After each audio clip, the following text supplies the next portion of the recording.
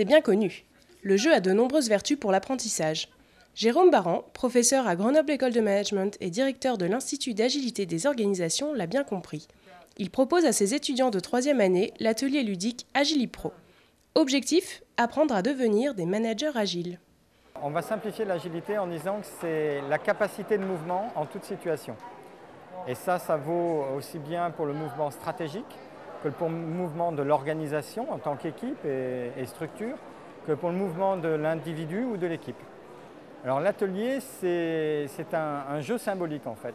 L'idée, c'est de les mettre dans une situation managériale et complexe, multidimensionnelle, qu'ils ne connaissent pas, donc l'inconnu. Cette fameuse turbulence est simulée, cette turbulence de l'environnement économique est simulée par cette découverte d'un jeu nouveau dans un système nouveau.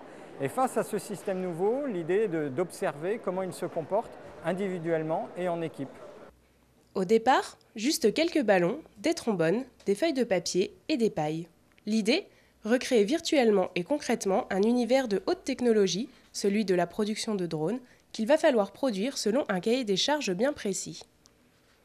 Alors déjà, ce que je peux dire sur le cours d'agilité, c'est que ce n'est pas un cours comme les autres.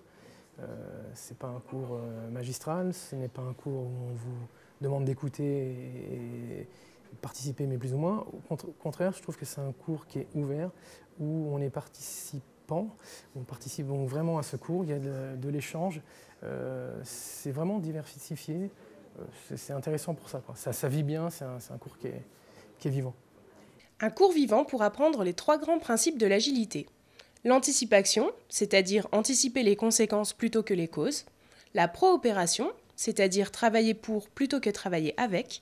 Et la juste innovation, c'est-à-dire innover pour répondre à un besoin plutôt que pour être le premier.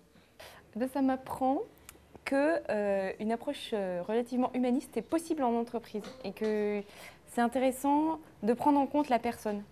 Parce que, par exemple, on travaille pour l'autre plus qu'on travaille avec. Et ça, c'est vraiment quelque chose qui me touche parce que ça rejoint mes convictions profondes.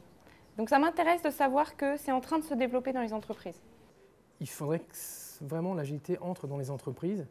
Ça nous permettrait d'avoir une autre façon de travailler, de mieux coopérer, de mieux se parler, de mieux communiquer.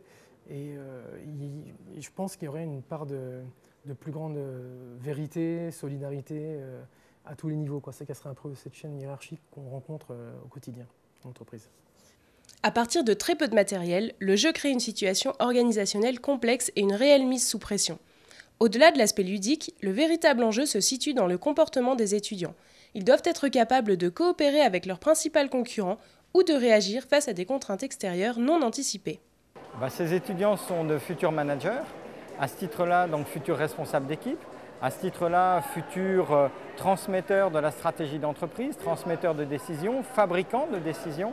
Et comme on vit dans un monde turbulent, leur apprendre la capacité de mouvement et à se mouvoir dans un environnement turbulent, ça me semble effectivement essentiel. Ce que j'ai appris, en fait, c'est à me focaliser sur des points que je ne prenais pas en compte forcément par le passé. Et à avoir une vision un peu plus critique sur les procédures en place dans l'entreprise et oser en fait remettre en cause en fait les choses existantes s'il y a besoin de les remettre en cause. Alors l'enjeu, il est très clairement de former le manager de dans 10 ans et je pense que c'est le pari de nos écoles, de sans arrêt courir à la compréhension des évolutions du monde. C'est pour ça que nos écoles investissent en recherche.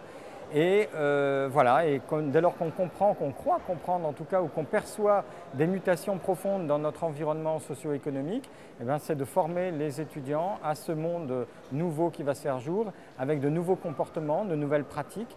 Et voilà, l'enjeu de cette formation est sans doute là. Au final, cette expérience permet aux étudiants de prendre conscience de l'intérêt de pratiquer l'agilité au quotidien, de manière individuelle et collective.